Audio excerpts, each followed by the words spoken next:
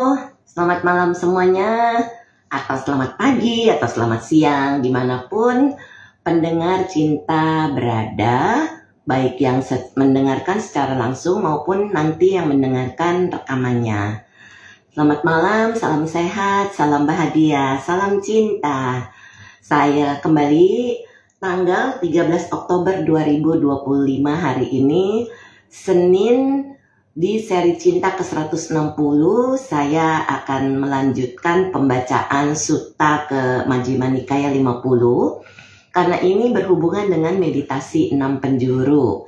Mohon maaf saya absen di 2 seri Cinta yang lalu karena masih batuk pilek, sekarang pun masih ada sisa-sisanya sedikit, cuma sudah lebih membaik. Jadi saya akan, ini sebetulnya permintaan dari Bro Guntur, yang meminta saya, ada nggak sih meditasi? Kok Tuim itu mancarin metta, karuna, mudita, upeka, cinta kasih, welas asih, sukacita, dan tenang seimbang itu kok ke 6 penjuru gitu kan? Ada sutanya? Ya ada, karena memang almarhum Yang Mulia Bante Wimalaramsi itu selalu mengacu ke suta-suta atau ajaran kata-kata langsung dari Sang Buddha, ya. Nah, jadi saya mau melanjutkan Sutta Marata Janiya Sutta, yaitu Majjhima Nikaya nomor 50, teguran kepada Mara. Dan waktu seri Cinta yang 159 2 minggu lalu, selamat malam Sislin, Sukihotu juga, saya membaca sampai bagian 11 dan saya akan ulang malam ini supaya bro dan sis masih ingat. Sekarang yang jahat, ketika malam telah berlalu, Yang Mulia Sanjiwa keluar dari pencapaian itu. Pencapaian di sini yang dimaksud adalah berhentinya persepsi, perasaan, dan kesadaran, yaitu masuk di Niroda Samapatti. Karena pada saat diapain pun di dalam pencapaian itu tidak ada kesadaran, jadi mau diapain itu tidak ada kesadaran, jadi seperti patung gitu ya. Nah, jadi beliau keluar dari pencapaian itu. Ia mengibaskan jubahnya karena hari telah pagi. Ia merapikan jubah dan dengan membawa mangkuk dan jubah luarnya, ia memasuki desa untuk menerima dana makanan. Para penggembala sapi, penggembala kambing, pembajak sawah, dan pengembara melihat Yang Mulia Sanjiwa berjalan menerima dana makanan. Dan mereka berpikir, sungguh mengagumkan tuan-tuan, sungguh menakjubkan. Petapa ini yang mati sambil duduk telah hidup kembali.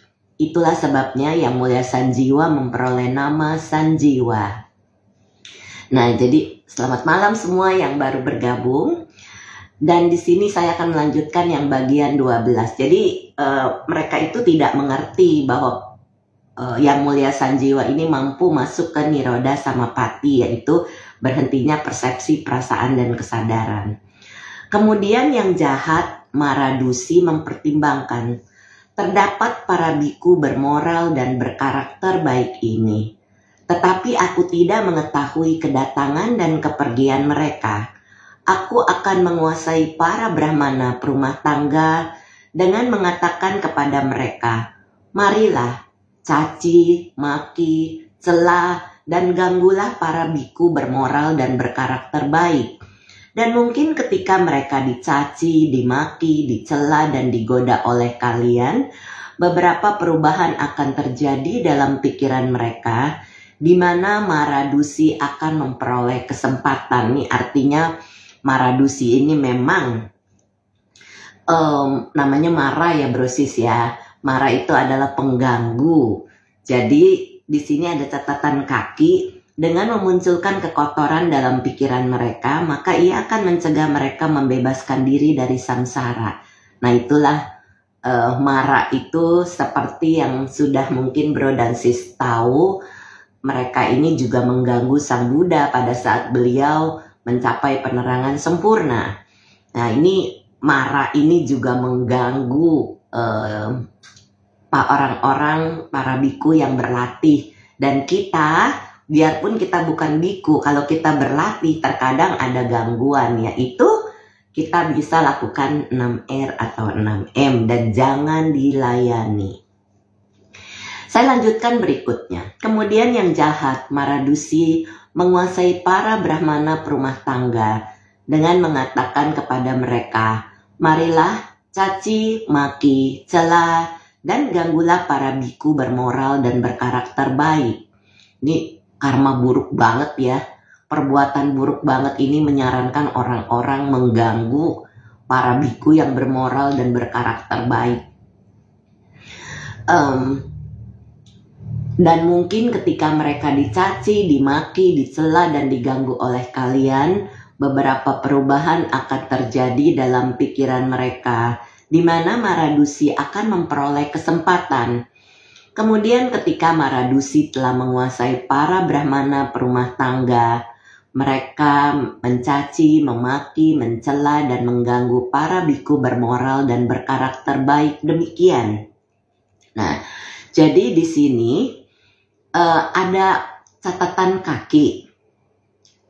Ini menunjukkan bahwa Mara tidak mengerahkan kekuatan untuk mengendalikan perbuatan mereka. Yang mana jika demikian maka ia sendiri yang akan bertanggung jawab dan para Brahmana tidak menghasilkan karma buruk karena perbuatan itu. Sebaliknya Mara membuat para Brahmana membayangkan gambaran para biku yang terlibat dalam perilaku yang tidak selayaknya. Dan ini membangkitkan kebencian mereka dan memicu mereka untuk menggoda para biku itu. Niat Mara dalam melakukan hal itu adalah untuk membangkitkan kemarahan dan kekesalan para biku. Wah, ini benar-benar oke, sama-sama. Jadi kita akan lanjutkan. Ini catatan kaki bagian ini. Para petapa berkepala gundul ini budak-budak berkulit gelap keturunan kaki leluhur. Leluhur yang dimaksud di sini adalah Bandu, adalah Brahma yang disebut demikian oleh para Brahmana karena mereka menganggapnya sebagai leluhur pertama. Jadi ini adalah kepercayaan di antara para Brahmana bahwa mereka adalah keturunan mulut Brahma. Katya adalah keturunan dada Brahma, Wesa dari perut, Suda dari kaki, dan Samana dari telapak kaki. Itu sebabnya di India mereka percaya tentang kasta. Selamat malam Mak Yuni. Ya, mereka percaya tentang kasta. Jadi ini ada bagian-bagian di mana kasta-kasta ini bernama sesuai dengan bagian dari fisiknya Brahma. Itu catatan kakinya. Para petapa berkepala gundul ini, saya lanjutkan di Sutta. Budak-budak berkulit gelap keturunan kaki leluhur mengaku, kami adalah meditator, kami adalah meditator. Dan dengan bahu membungkuk, kepala menunduk, dan seluruh tubuh lemas, mereka bermeditasi. Mengulangi meditasi, bermeditasi lebih baik lagi, dan bermeditasi secara keliru. Nah, ini sepertinya di sini ada penjelasan bagaimana meditasi yang secara keliru itu adalah mengikuti kekotoran-kekotoran batin, yaitu 5 rintangan. Ini catatan kakinya ya brosis ya. Dan saya akan lanjutkan. Seperti halnya bermeditasi lebih baik lagi dan bermeditasi secara keliru. Seperti halnya seekor burung hantu yang menghinggapi sebuah dahan, menunggu seekor tikus bermeditasi, mengulangi meditasi, bermeditasi lebih baik lagi, dan bermeditasi secara keliru. Atau seperti halnya seekor serigala di tepi sungai, menunggu ikan, bermeditasi, mengulangi meditasi, bermeditasi lebih baik lagi, dan bermeditasi secara keliru. Atau seperti halnya seekor kucing yang menunggu seekor tikus di lorong atau saluran pembuangan atau tempat sampah, bermeditasi, mengulangi meditasi, bermeditasi lebih baik lagi, dan bermeditasi secara keliru. Atau seperti halnya seekor keledai yang tanpa beban, berdiri di dekat tiang pintu atau tempat sampah atau saluran pembuangan, bermeditasi, mengulangi meditasi, bermeditasi lebih baik lagi dan bermeditasi secara keliru. Demikianlah pula para petapa berkepala gundul ini, budak-budak berkulit gelap, keturunan kaki leluhur mengaku, kami adalah meditator, kami adalah meditator. Dan dengan bahu membungkuk, kepala menunduk, dan seluruh tubuh lemas, mereka bermeditasi, mengulangi meditasi, bermeditasi lebih baik lagi, dan bermeditasi secara keliru. Sekarang, yang jahat, pada masa itu sebagian besar manusia, ketika mati, muncul kembali setelah hancurnya jasmani, setelah kematian, dalam kondisi buruk, di alam yang tidak bahagia, dalam kesengsaraan, bahkan di neraka. Kenapa? Karena mereka melakukan meditasi yang secara keliru. Ini yang di sini dijelaskan. Jadi harus waspada memang. Kita kalau ikut sutta itu tidak salah ya. Kemudian Sang Bhagawa Kakusanda yang sempurna dan tercerahkan sempurna berkata kepada para biku demikian, para biku, Maradusi telah menguasai para brahmana perumah tangga dengan mengatakan kepada mereka, marilah caci, maki, cela dan ganggulah para biku bermoral dan berkarakter baik. Dan mungkin ketika mereka dicaci, dimaki, dicela dan diganggu oleh kalian, beberapa perubahan akan terjadi dalam pikiran mereka, di mana Maradusi akan memperoleh kesempatan. Ayo para biku, berdiamlah dengan meliputi satu arah dengan pikiran yang penuh cinta kasih. Nah ini dimulai lagi, memancarkan satu arah dengan pikiran penuh cinta kasih. Yang kita biasa mulai itu dari arah depan. Dan kemudian disambung lagi. Demikian pula dengan arah kedua sebelah kanan. Demikian pula dengan arah ketiga ke belakang. Demikian pula dengan arah keempat ke kiri, ke atas, ke bawah, ke sekeliling dan ke segala penjuru. Dan kepada semua makhluk seperti kepada diri kalian sendiri.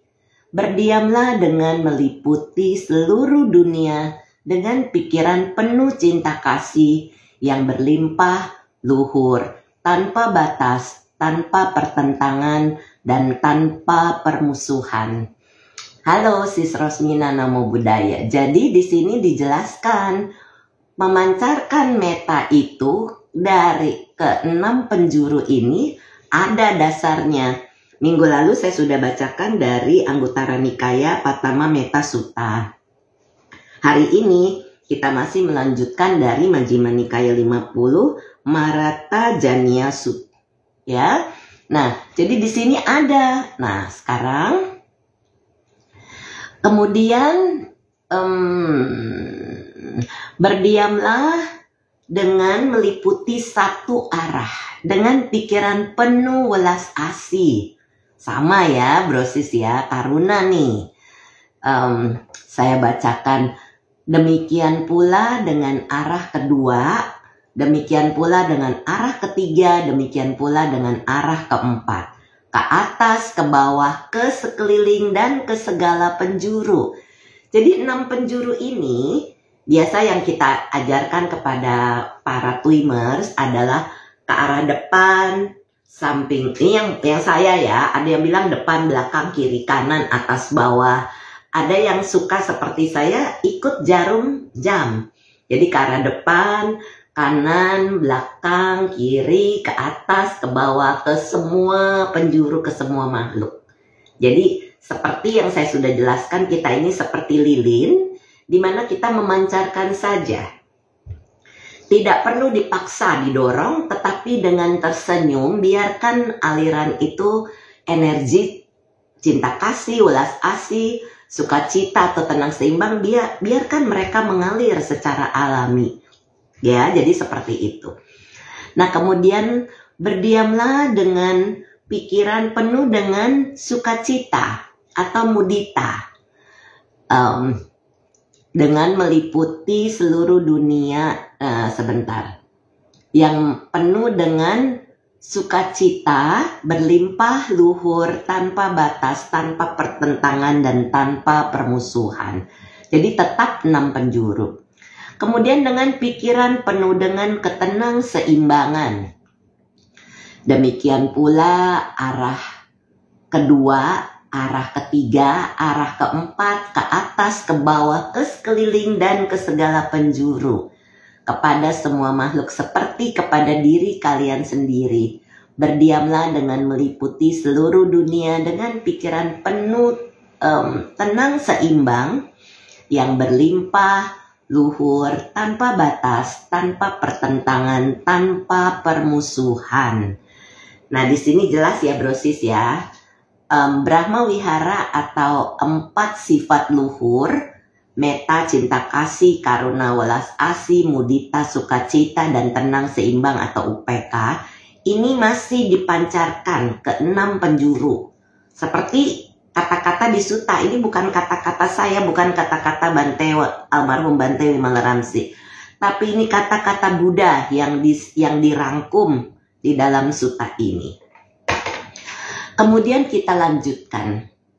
Maka yang jahat, ketika para biku itu telah dinasihati dan diberi instruksi oleh Sang Bhagawa Kakusanda yang sempurna, mohon maaf masih ada sisa batuk,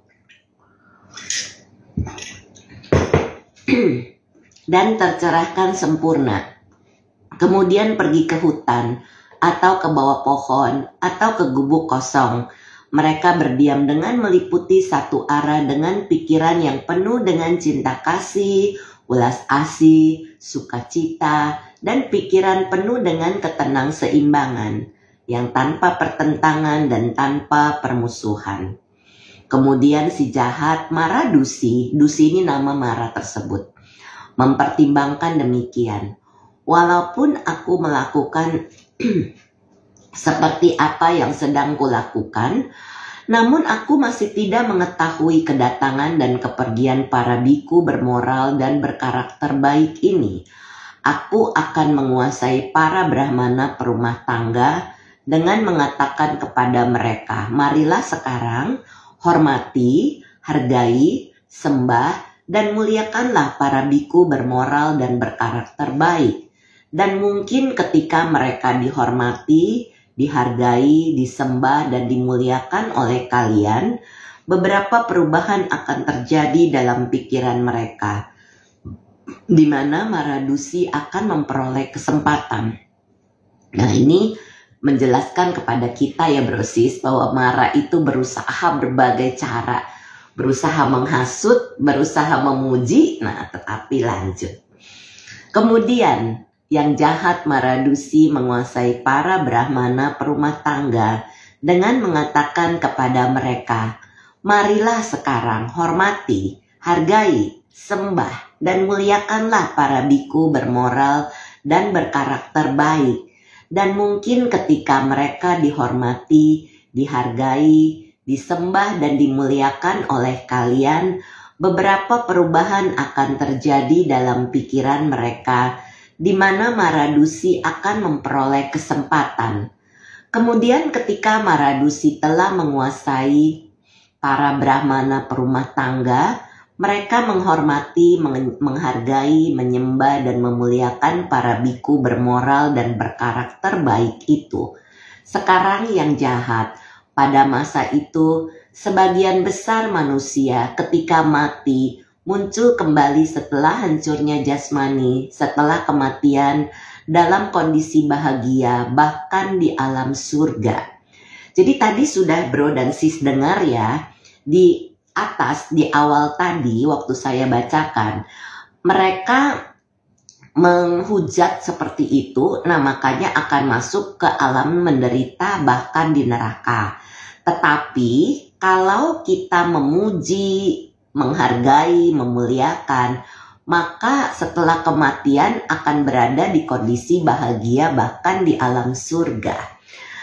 Oke, ada pertanyaan saya bacakan dulu dari Tiger Power 8 Bro Guntur. Namo Buddhaya Sis Brenda.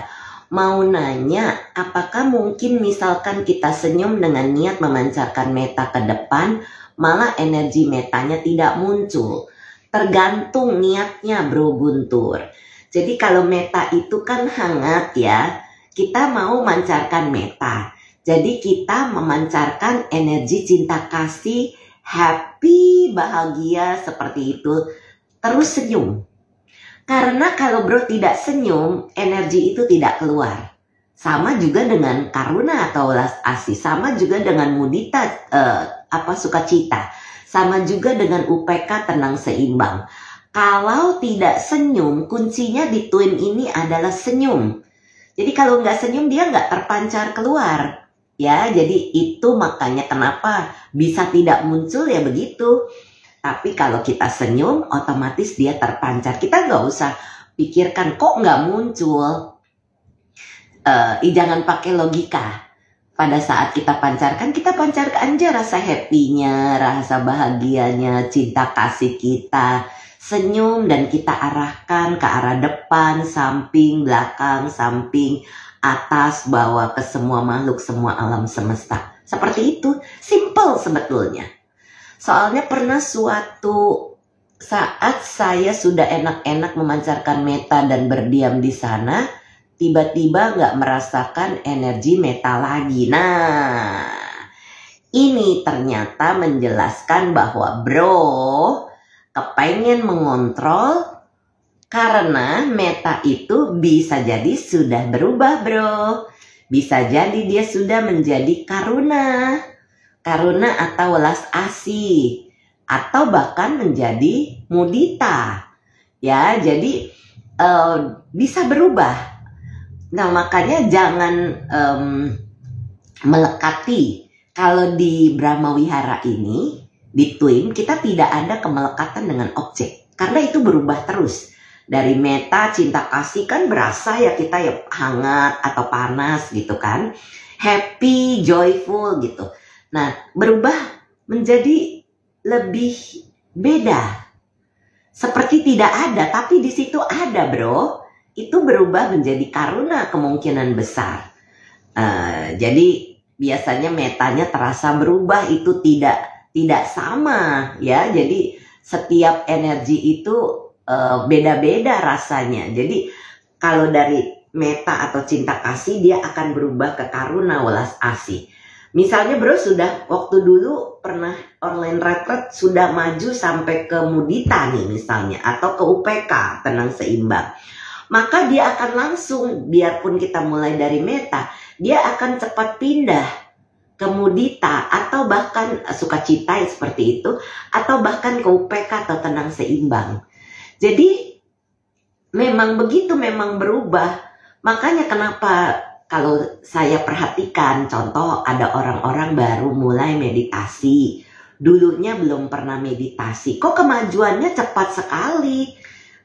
Ditanya, apakah mengalami? Apa yang dialami? Dia cerita nih, oh saya mengalami ABCDE. Oh iya, seperti apa keadaannya? Seperti bla bla bla. Persis seperti yang seharusnya dialami. Kenapa bisa maju dengan cepat? Bisa jadi di kehidupan lampau sudah berlatih seperti itu. Sekarang latihan lagi cepat majunya. Karena dia akan masuk ke objek terakhir. Seperti itu bro sis. Ya jadi bro Guntur nih enak-enak memancarkan meta dan berdiam di sana. Tiba-tiba nggak ada lagi metanya lah. Iya dia berubah bro. Ya jadi itu sangat bisa terjadi dan sering kali terjadi. Jadi jangan melekati meta. Saya cuma mau pancarin meta, nggak bisa kalau dia udah mau berubah.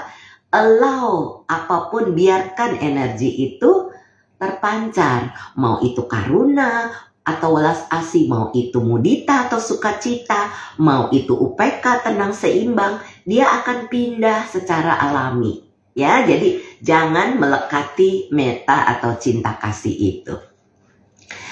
Kemudian saya lanjut di bagian 18 pembacaan sutta ini.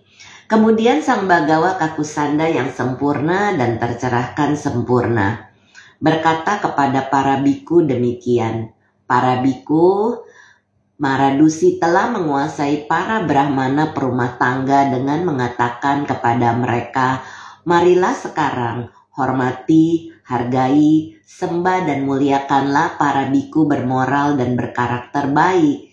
Dan mungkin ketika mereka dihormati, dihargai, disembah, dan dimuliakan oleh kalian, beberapa perubahan akan terjadi dalam pikiran mereka, di mana Maradusi akan memperoleh kesempatan. Nah, jadi di sini mungkin Maradusi berpikir, mungkin kalau seandainya para biku itu dipuji-puji, kan jadi lengah. Nah, pada saat lengah itu kan si Mara ini bisa masuk, begitu ceritanya. Sama-sama Bro Guntur. Sislin, bagaimana kita tahu energi itu berubah? Tidak sama. Jadi semua itu kan anicca, tidak kekal. Berubah, beda sih, perasaannya itu berbeda.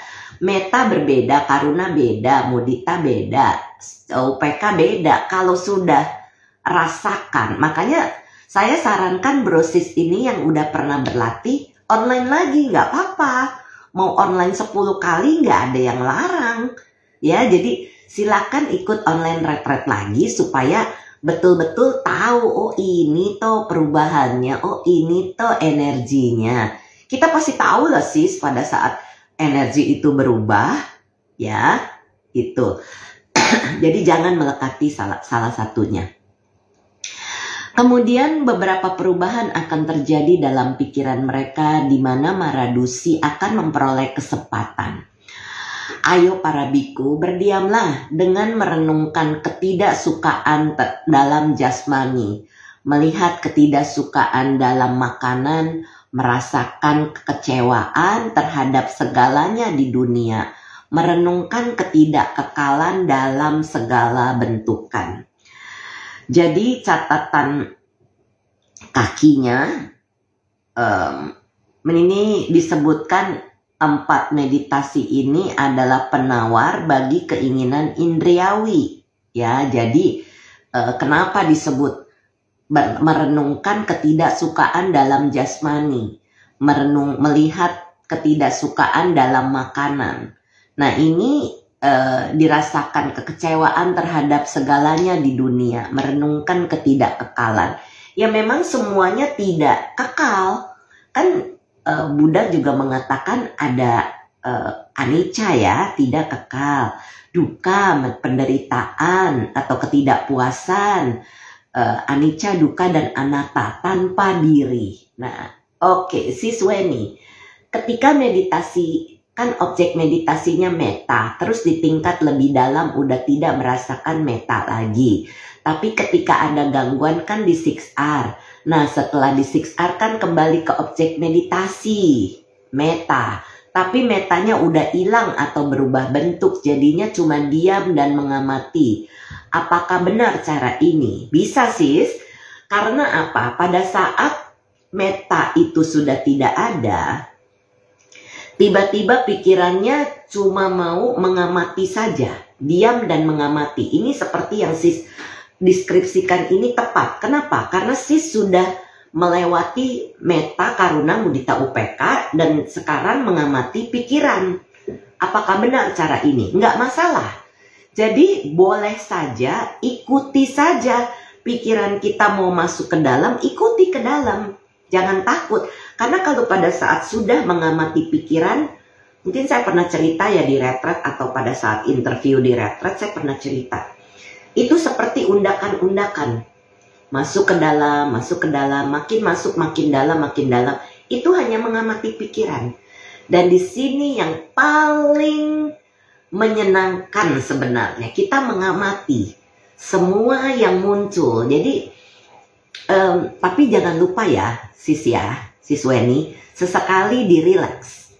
Karena kadang-kadang saking nyamannya nggak ada gangguan apapun, itu suka lupa. Nanti ada sesuatu yang muncul halus kecil, tidak bisa tertangkap. Jadi keburu jadi tuh rangkaian paticanya, totonya jadi gangguan. Ya, jadi nggak apa-apa, amati pikiran langsung, boleh.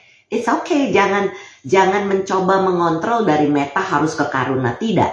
Dari meta, kalau kita mulai seperti yang saya lakukan, setiap saya meditasi, saya mulai selalu dari meta, dari cinta kasih. Karena saya suka, kalau ada perasaan apa nih yang muncul berikutnya, tiba-tiba rasanya sukacita, joy banget. Ya sudah, mudita yang dipakai. Nggak bisa lompat di karunanya jadinya. Atau tiba-tiba sudah tenang seimbang. Pikirannya sudah hening, diam, nggak ada apa-apa, kosong. Nah udah tinggal amatin aja pikiran. Tergantung kondisi pikiran kita mau masuk ke dalam, allow, biarkan dia itu. Oke, Sis Lin, Sis tanya lagi kalau mungkin tape itu apakah melanggar sila kelima? Begini Sis Lin, menurut saya, pengalaman saya ya Sis, kalau tape itu masih belum berubah menjadi alkohol, tidak menjadi masalah. Tetapi kalau dia sudah berubah, tape itu kan butuh waktu ya, diragi itu butuh waktu sampai dia berubah menjadi alkohol, itu ada masa. Nah pada saat dia sudah menjadi alkohol, itulah sebaiknya yang tidak dikonsumsi. Karena saya sendiri doyan tape, saya makan tape kalau dia tidak mencair, tidak jadi alkohol. Jadi makan tape tuh saya coba, saya meditasi. Tumpul nggak? Enggak. Kenapa? Karena dia bukan alkohol yang menimbulkan ketagihan. Saya kalau lagi ada makan, nggak ada ya udah. Misalnya ada satu tempat gitu ya yang punya memproduksi tape, tapi masih manis. Dia belum jadi alkohol sama sekali, ya nggak apa-apa dimakan. Tapi begitu dia sudah berubah rasanya, kan kita tahu ya rasa alkohol. Begitu kita lihat sudah berair aja, saya udah stop, saya nggak makan. Nah, Sis Weni, tapi di tahap ini senyumnya hilang, terus model muka kayak orang tidur padahal nggak tidur. Nah jadi bingung, karena kalau mesti senyum selama meditasi dari awal sampai akhir, kok saya nggak bisa? Betul. Nah tadi kan saya udah bilang, meta, karuna, mudita, upk, itu semua masih dipancarkan dengan senyum, ya. Tapi begitu itu sudah tidak ada lagi, yaitu masuk tinggal mengamati pikiran. Itu kalau senyum pun jadi seperti ada gangguan. Kita udah nggak senyum di dalam sini. Itu sebabnya mengapa pada saat mengamati pikiran 6R berubah menjadi relax. Hanya relax saja. Ingat nggak pada saat retret diajarkan seperti itu Sis Weni? Ya memang udah nggak bisa senyum, jangan paksa. Dan nggak bisa 6R, betul. It's okay. Kalau misalnya nggak bisa 6R, tinggal bisa relax, ya sudah relax saja. Ada orang yang masih bisa, that's okay. Boleh saja pakai 6R. Karena tergantung kedalaman pikiran dia. Sis Vika. Jadi kualitas penegakan sila pengaruh banyak di kelancaran meditasi. Betul banget Sis Vika. Makanya kenapa saya seringkali mengingatkan bro dan sis. Dana sila dijaga semurni mungkin. Karena kalau tidak ada dana dan silanya bolong-bolong, maka meditasi itu banyak sekali gangguannya. Terutama dulu ya, saya cerita pengalaman pribadi dulu. Waktu saya masih tinggal di San Diego, kan ketemu Bante di sana. Bante selalu ingatkan saya, Brenda jaga sila. Oh iya, saya sila bisa saya jaga kecuali minum wine Bante. Karena kan kalau winter dingin. Jadi saya minum sedikit. Terus Bante bilang, udah kamu minum, coba kamu meditasi besoknya. Saya pikir, meditasi ya meditasi aja, kenapa emangnya? Tahu nggak bro dan sis yang belum pernah dengar? Kalau yang udah pernah dengar udah tahu nih.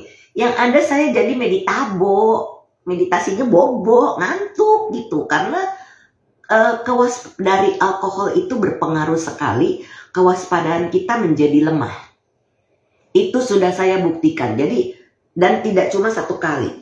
Jadi 3 hari berturut-turut habis dinner saya minum wine, habis dinner saya minum wine, besokannya meditasi. 3 hari berturut-turut.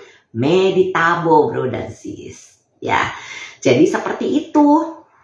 Nah, Makanya kenapa kita kalau memeditasi itu dana dan sila ini adalah kakinya untuk bawana, untuk meditasi, untuk pemurnian batin. Makanya sila itu sangat penting. Nggak peduli agama manapun, semua agama ada silanya. Nggak membunuh atau menyakiti makhluk hidup dengan sengaja. Tidak mengambil sesuatu yang tidak diberikan. Jadi nggak boleh mencuri. Tidak boleh melakukan hubungan seksual yang salah, tidak bohong, gosip, mengucapkan kata-kata kasar, memecah belah. Nah seperti itu. Jadi yang kelima ini alkohol dan narkoba. Ini udah pasti kalau minum alkohol dan kena narkoba, yang ada pasti meditabo, bawaannya ngantuk terus. Jadi saya udah alamin. Maka saya ingetin orang-orang, jaga sila, jaga sila, jaga sila. Karena akan nanti hasil meditasinya bagus. Begitu Sisika. Nah Bro Guntur, nah saya juga pernah gitu seperti tidur tapi nggak tidur. Nah itu namanya keadaan bukan persepsi pun bukan tanpa persepsi. Seperti tidur tapi sadar. Mode kayak orang kehipnotis tapi nggak ketiduran. Pas sadar seperti otak barusan ke restart saat meditasi. Bagus bro. Pada saat itu UPK pasti sudah lepas. Jangan kembali ke UPK, amati pikiran sebagai objek. Ya, nah wajar mengalami itu. Itu landasan bukan kalau pernah mendengar suta-suta ya. Ada landasan ruang tanpa batas dengan karuna. Ada landasan kesadaran tanpa batas dengan mudita. Ada landasan ketiadaan dengan UPK. Ada landasan bukan persepsi pun bukan tanpa persepsi, yaitu seperti tertidur tapi sadar. Bagus, itu artinya pikirannya masuk terus ke dalam. Nggak apa-apa, jangan takut, jangan bangun, jangan bingung. Amatin aja tuh pikirannya. Kenapa saya sarankan ikut lagi online retreat supaya nanti terpandu. Pembimbingnya tahu, oh iya mengalami ini, ya udah lepas aja UPK-nya, nggak usah ke 6 penjuru, tinggal amatin pikiran. Ada yang bergerak, rileks, bergetar, rileks, apapun yang muncul, rileks. Itu kita mengikis semua. Kita kikis itu pemunculan mula-mula dari rangkaian paticca samuppada. Atau kemunculan yang bergantungan. Jadi seperti itu bro sis. Ya sangat wajar. Nah maka saya lanjut di bagian 19. Kalau tidak ada lagi yang komentar atau bertanya. Sepertinya tidak ada, saya lanjutkan di bagian 19. Maka yang jahat, ketika para biku itu telah dinasihati dan diberi instruksi oleh Sang Bagawa Kakusanda, yang sempurna dan tercerahkan sempurna. Kemudian pergi ke hutan atau ke bawah pohon atau ke gubuk kosong. Mereka berdiam dengan merenungkan ketidaktertarikan dalam jasmani, melihat ketidaktertarikan dalam makanan, merasakan tidak tertarik dan tidak ada keinginan terhadap segalanya di dunia. Merenungkan ketidakkekalan dalam segala bentuk. Ini adalah betul-betul merenungkan anicca di sini. Apa yang dilakukan? Saat kita mengamati pikiran kita, dari belum ada menjadi ada, dari ada sudah lenyap. Seperti itu. Itulah anicca. Tidak ada yang kekal. Paticca samuppada juga sama. Rangkaian yang bergantungan ini juga sama, dia akan muncul. Begitu kita tangkap dia ada yang bergerak, langsung kita rileks, merotol tuh rangkaiannya, nggak muncul lagi. Jadi seperti itu.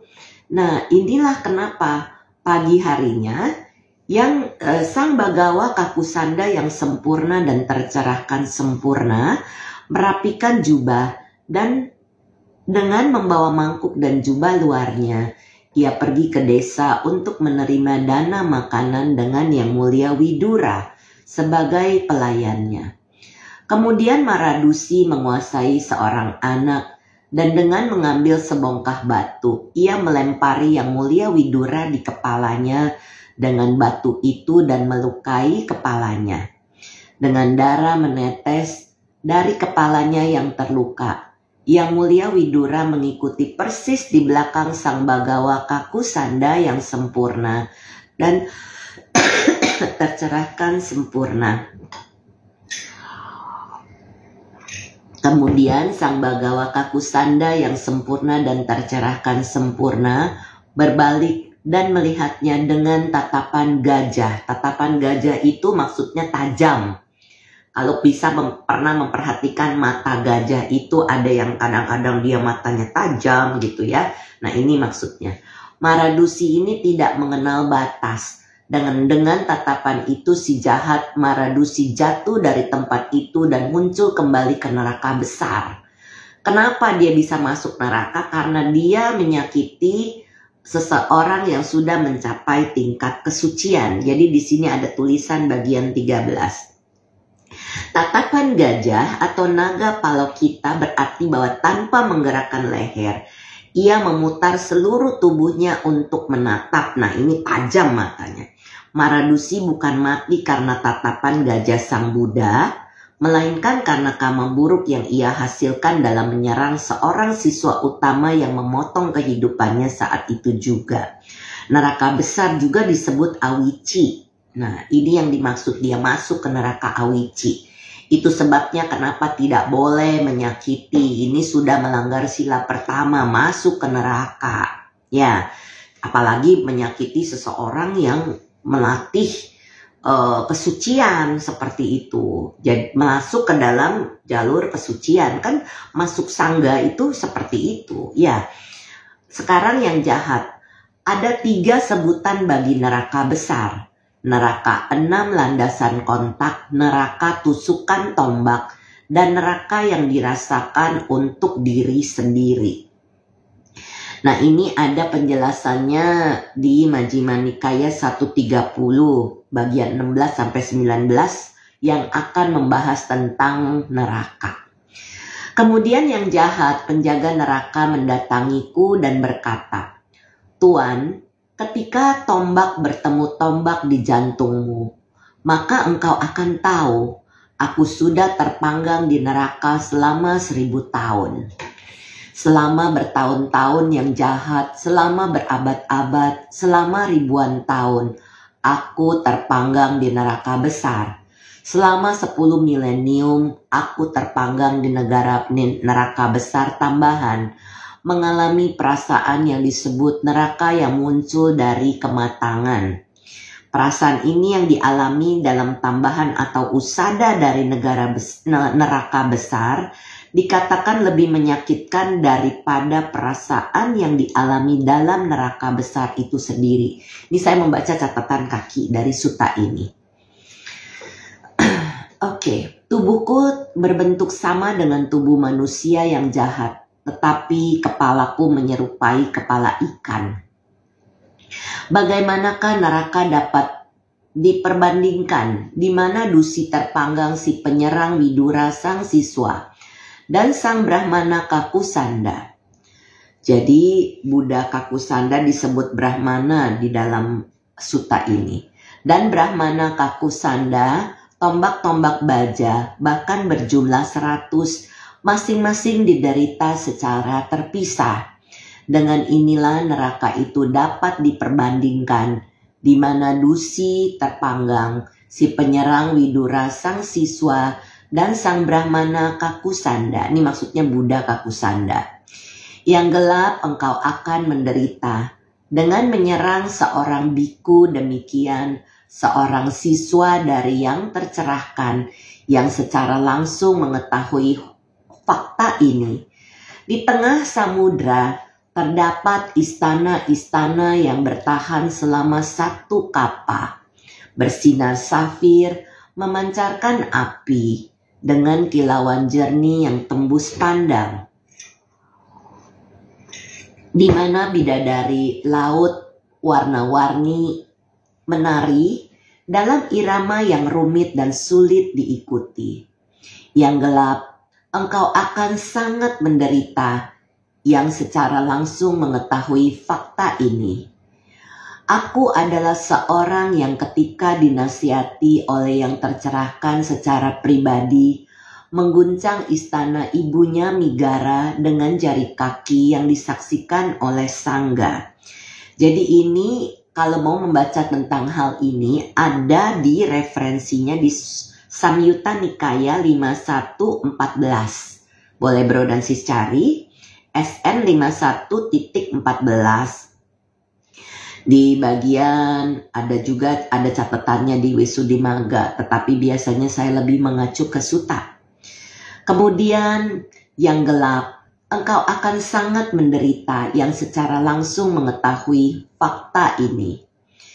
Aku adalah seorang yang secara kokoh mengerahkan kekuatan batin, mengguncang seluruh istana Wejayanta dengan jari kaki untuk mendorong para dewa. Ini bagian 18 ada di Sutta Majjhima Nikaya 37, bagian 11.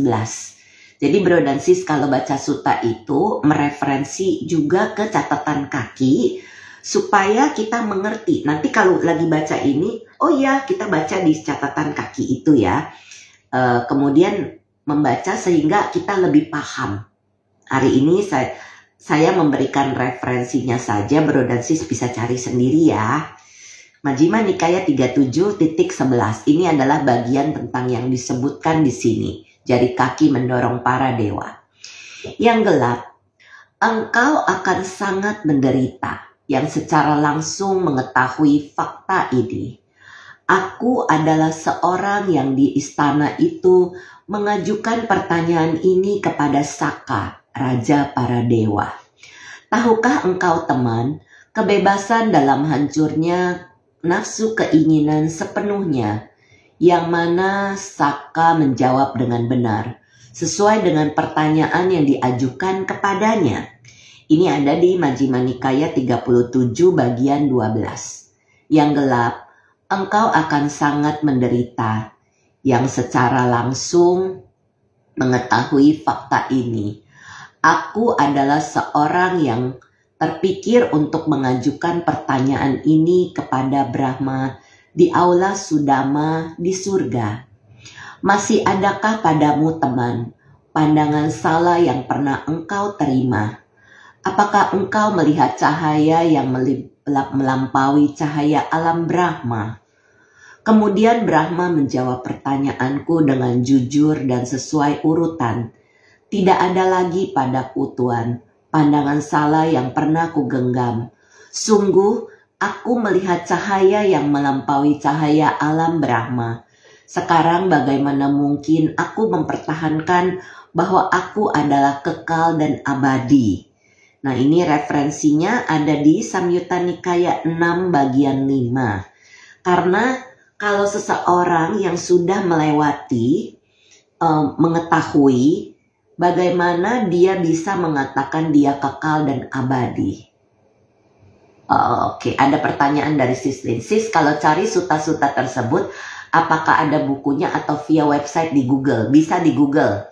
Jadi Sis tinggal ketik aja SN, contoh ya, SN 6.5, Samyutta Nikaya 6.5. Terus Sis tambahkan, kalau saya lebih suka mereferensi dari Dhammacita.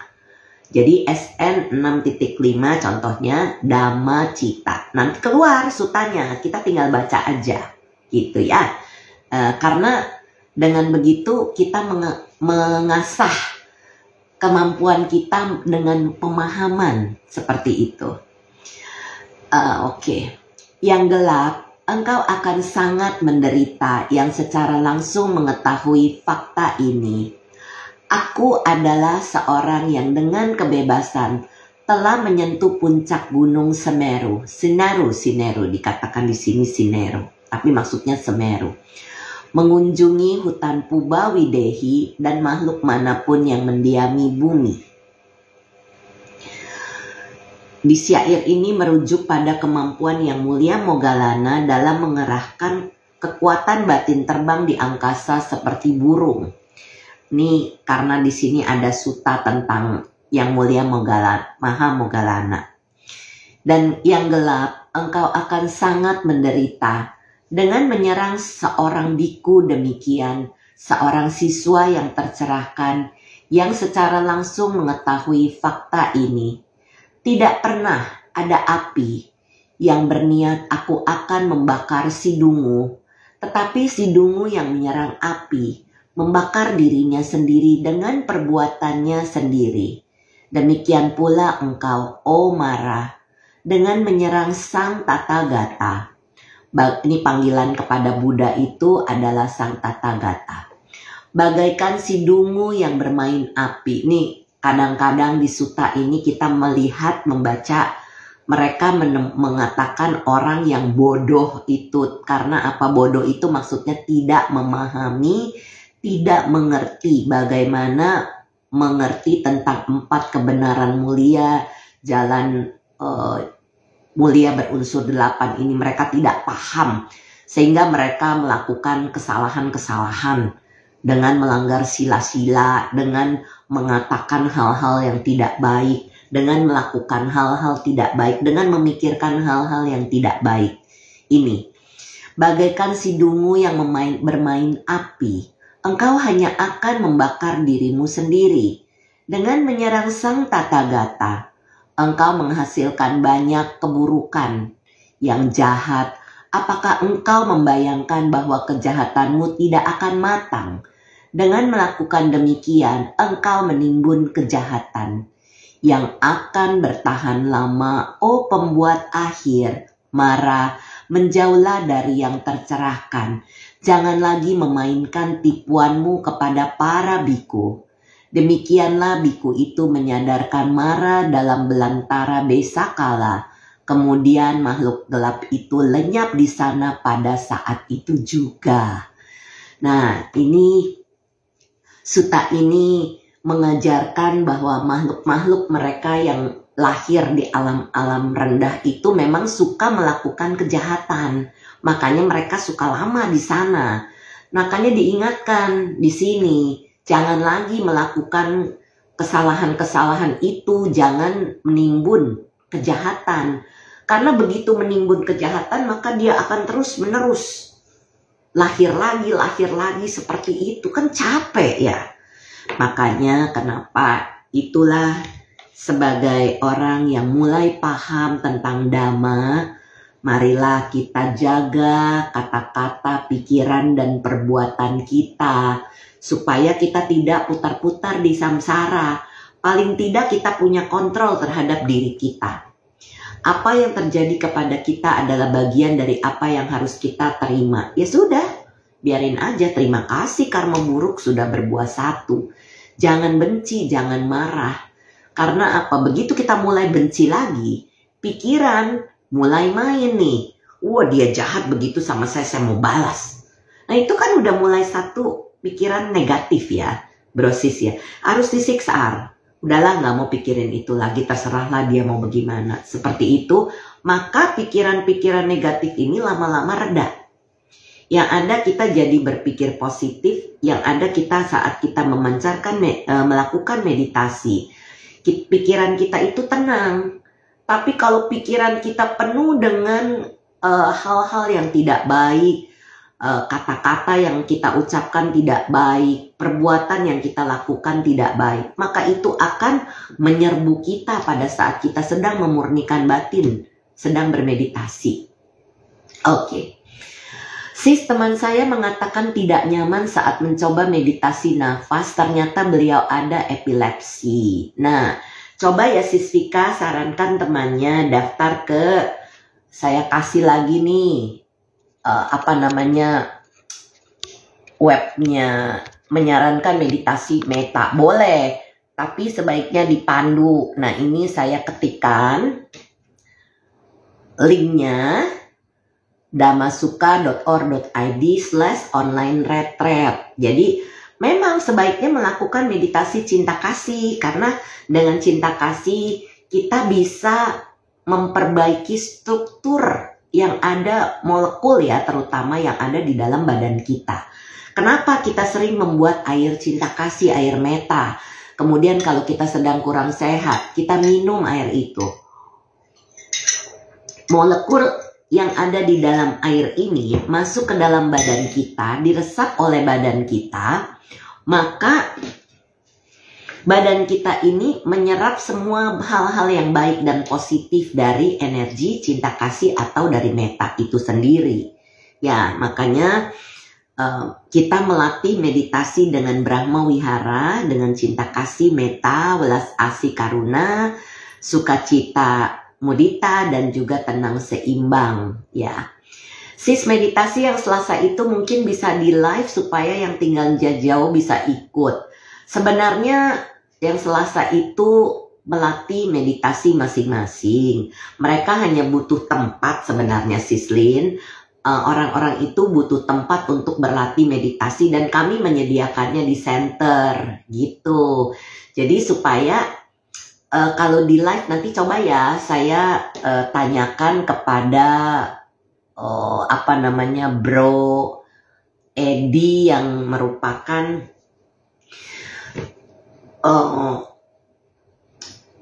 orang yang bertanggung jawab sekarang di Yayasan Dammasuka Indonesia untuk mensupport kita punya sosial media. Jadi nanti coba saya tanyakan apa bisa di live dengan Instagram ya, karena Selasa saya jarang sekali datang ke sana ya. Nah, coba nanti saya tanyakan, saya sudah screenshot permintaan dari Sislin, saya akan kirimkan kepada beliau. Saya akan coba tanyakan apakah bisa live, karena sebetulnya di sana saya cuma bersama saja, meditasi bersama. Tidak ada panduan juga, kecuali bertanya kepada asmen yang hadir. Biasanya ada Bro Hartono yang merupakan Ketua Yayasan Dammasuka Indonesia. Jadi beliau itu hadir di setiap Selasa. Seperti itu ya. Jadi coba nanti saya tanyakan apakah memungkinkan untuk live ya. Itu sebenarnya meditasi bersama yang sis bisa lakukan juga dengan online retreat kan. Kalau Sislin ikut ikut online retreat toh memang meditasi sendiri-sendiri juga. Kalau ini meditasi bersama. Karena kolektif itu, energi kolektif itu bisa membantu secara energi di alam semesta seperti itu. Makanya kita pun memancarkan cinta kasih, welas asih, sukacita, dan juga tenang seimbang ke 6 penjuru dan semua makhluk, semua alam semesta. Itu banyak sekali manfaat yang kita dapatkan. Karena pada saat kita memberi, makhluk-makhluk itu menerima, sehingga kita pun dikasih lagi apa yang memang kita tidak berharap ya, tidak boleh berharap ya bro dan sis. Tetapi justru itu akan kembali kepada kita secara alami. Karena demikian cara alam semesta bekerja. Kita memberi, mereka menerima, mereka mengembalikan kepada kita. Oke. Sudah pernah ikut online, tapi kadang mau ke center nggak keburu. Oh oke. Ya ikut lagi online nggak masalah sih, jadi boleh aja seperti yang saya bilang mau online 10 kali, online retreat nggak ada masalah, tidak ada yang melarang, malah disarankan supaya bro dan sis bisa melatih, misalnya setahun sekali nggak bisa ikut retreat ke Bali atau kemana, ikut aja online retreat, apalagi yang posisinya jauh ya. Kalau tidak memungkinkan datang ke offline retreat ya ikut saja online retreat. Kita menyediakan ini supaya bro dan sis tetap bisa meditasi karena pemurnian batin ini butuh kita lakukan di kehidupan ini. Bawana ini sangat penting bro dan sis. Ya, jadi itu sebabnya. Di Majimani kayak 50 malam ini sudah selesai. Masih ada suta tentang 6 penjuru lagi Bro Guntur. Mau dilanjutkan di minggu depan saya akan bacakan dari Diga Nikaya. Kalau Bro Guntur masih mau dengarkan karena ya setiap suta yang kita dengar atau kita baca itu sangat menarik ya. Karena itu bisa menambah pengetahuan buat kita. Jadi kalau mau dilanjutkan di Diga Nikaya, Bro Guntur nanti japri ya ke saya ya. Mau dilanjutkan? Karena ini Sutta Digha Nikaya ini panjang, jadi butuh 2 sesi cinta lagi rasanya. Kalau 1 tidak cukup. Bagaimana kalau buat mini offline retreat Mami cuma 3-5 hari? Mini offline retreat. Nanti saya pikirkan, karena begini. Biasanya kalau saya mengikuti pattern, pola yang sudah pernah saya lakukan. Kalau offline retreat cuma 3-5 hari, itu tuh baru dapat palingan untuk yang pemula ya. Paling baru masuk dapat ke Karuna atau ke Mudita sudah pulang. Sedangkan kalau 10 hari masih mungkin bisa tembus. Makanya kenapa sebaiknya itu 10 hari, dan saya sudah tidak lagi melakukan offline retreat yang 5 hari, seminggu, itu saya sudah tidak lakukan. Mungkin nanti bisa ditanyakan kepada Sis Dian, Bro Henry, Mak Yang, asmen-asmen yang di Jatim, mungkin mereka bersedia membimbing mini offline retreat untuk di Jawa Timur gitu. Yang mini khusus buat yang advance. Oke. Yang mini khusus buat advance ya. Kalau advance itu kan metanya sudah pindah, jadi makanya kenapa, tapi saya tidak sebut kemana ya Bro Sis ya, karena supaya yang belum pernah melatih nanti tidak menganggap oh iya udah sampai ke situ, padahal belum. Jadi kalau cuma 5 hari itu tanggung. Sedikit lagi mau tembus, kan mau tembus mengalami pemurnian batin itu tidak mudah dan butuh waktu. Apalagi kalau orang-orang melanggar sila. Di awal-awal itu mungkin butuh pemaafan karena tidak bisa duduk lama. Mungkin ya, tidak selalu. Jadi bisa jadi begitu. Jadi buang waktu 5 hari itu mungkin 4 hari harus pemaafan, tinggal 1 hari lagi, udahnya tinggal pulang. Itu makanya kenapa buat saya itu lebih baik untuk membimbing yang 10 hari seperti itu, supaya ya tidak membuang waktu, karena sayang tanggung gitu banget ya Sis ya. Mungkin nanti Sis Weni bisa menyarankan bikin mini offline retreat di Jawa Timur sama asmen-asmen yang di Jatim ya. Kalau waktunya pas saya bisa ya saya ikut, tapi kalau nggak bisa ya mereka juga sudah bisa bimbing gitu ya.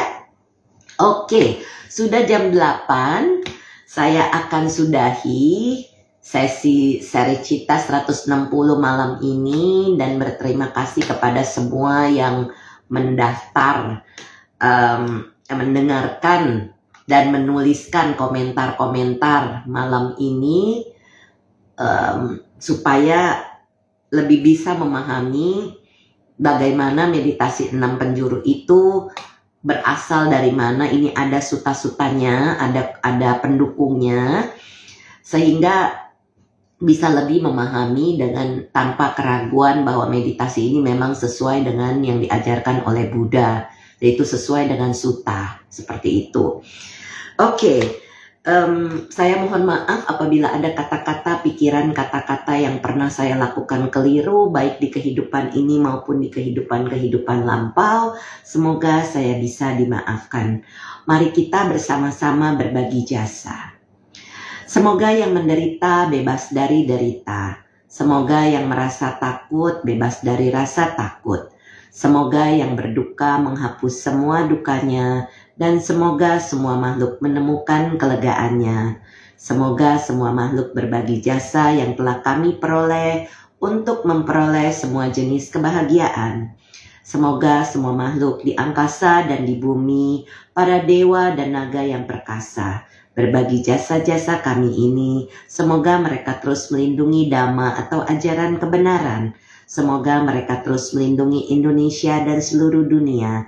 Semoga semua makhluk berbahagia. Sadu, sadu, sadu. Selamat malam semuanya, salam sehat, salam bahagia, salam cinta.